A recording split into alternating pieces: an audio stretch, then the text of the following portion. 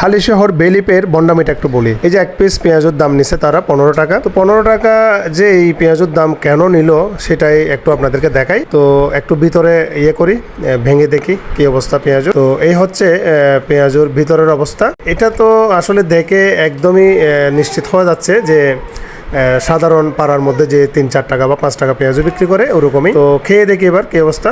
তো খেয়েও একই অবস্থা, একই স্বাদ। ওই পাড়ার যে 3-4 টাকা 5 টাকা পেঁয়াজও বিক্রি করে ওই স্বাদ। স্পেশাল কোনো কিছু আমি দেখলাম না বা খেয়েও পেলাম না।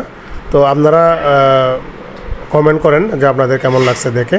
এটা তাদের রেশমি জিলাপি, যেটার দাম নিছিল তারা কেজি প্রতি 440 টাকা। তো জিলাপিটা একটু খেয়ে দেখি।